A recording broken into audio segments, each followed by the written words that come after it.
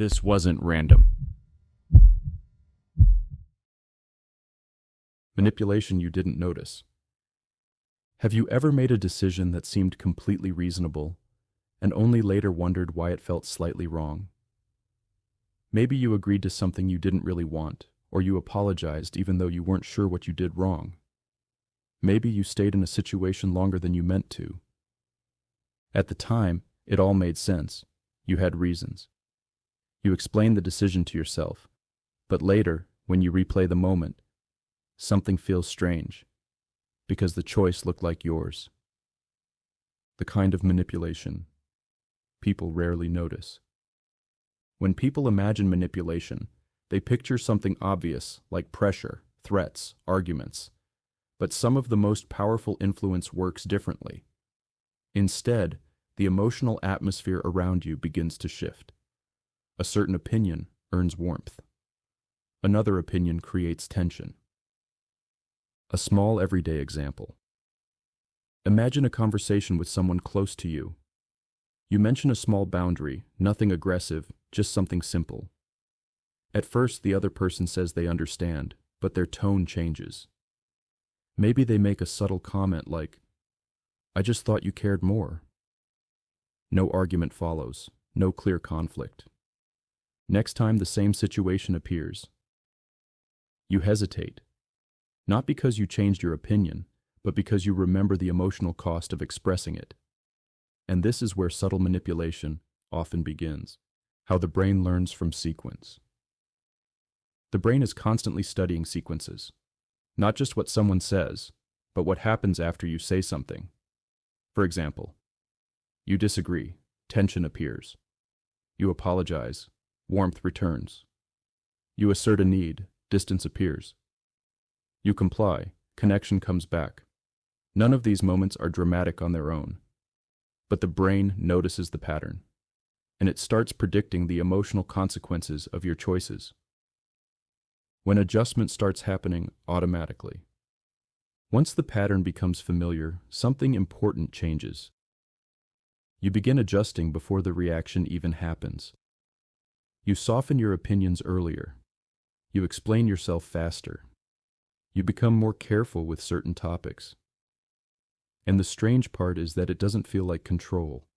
It feels like diplomacy. You tell yourself you're just being reasonable. You're just keeping the peace. You're just avoiding unnecessary conflict.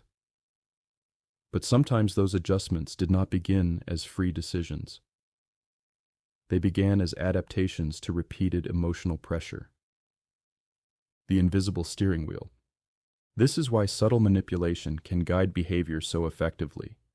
It doesn't remove your choices, it changes the emotional gravity around them. Imagine a steering wheel that moves slightly each time you make a certain decision. Not enough to notice immediately, but enough that, over time, the direction slowly shifts. You are still driving, but the road beneath you has been quietly tilted. Why people rarely recognize it. One reason this type of manipulation is hard to detect is that each moment seems small. Individually, they don't seem serious, so the mind dismisses them, but the nervous system doesn't evaluate them one by one.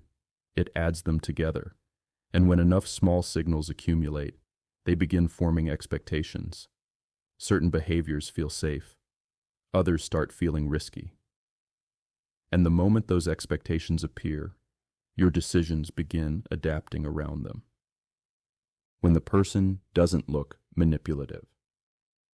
Another reason this dynamic is confusing is that the person influencing you may not appear controlling at all. They may seem sensitive, vulnerable, or emotionally open. Sometimes they even appear unusually honest. But influence does not always come from aggression. Sometimes it comes from strategic emotional reactions. Disappointment used at the right moment. Affection appearing at the right moment. Silence appearing at the right moment. These reactions quietly teach you what kind of behavior keeps the connection stable. The moment you start editing yourself. One of the clearest signs that subtle manipulation is happening is this. You begin editing yourself around someone. Think longer before speaking. Adjust your tone carefully. Explain simple things as if they might be misunderstood, and sometimes you even feel relief when the conversation ends. Not because something dramatic happened, but because maintaining the interaction required more emotional calculation than usual. The strange feeling of being slightly different. Another clue appears when you notice that you behave differently around that person than around others. With friends, you speak freely. Your reactions feel natural. With them, you are more cautious. Your responses feel slightly rehearsed. When decisions slowly shift. This is where manipulation begins shaping choices. Not all at once, but gradually. You say yes more often, avoid certain topics, delay certain decisions, tolerate small discomforts that would normally bother you, and because each adjustment is small, the change feels almost invisible. Until one day you realize something strange.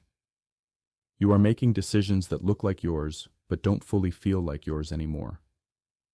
Why the brain allows this? There is a reason the brain adapts. This way the nervous system values predictability in relationships. If certain behaviors keep the emotional atmosphere stable, the brain learns to repeat them, because stability feels safer than conflict. The question that changes everything. When people finally recognize this pattern, a different question appears. Not, why did I make that decision? But what emotional conditions were shaping my decisions the entire time? Because the answer to that question reveals something important. Influence doesn't always happen through force. Sometimes it happens through repeated emotional consequences. Over time, these signals can quietly guide behavior without ever becoming obvious control. Final reflection. This is why subtle manipulation can last for so long without being named. Each moment looks harmless, reaction seems explainable, but together they form a system. A system that slowly teaches your nervous system which version of you keeps the connection stable. And once that system is running, many choices start happening automatically. Not because you stop thinking, but because the emotional cost of certain decisions became too predictable to ignore.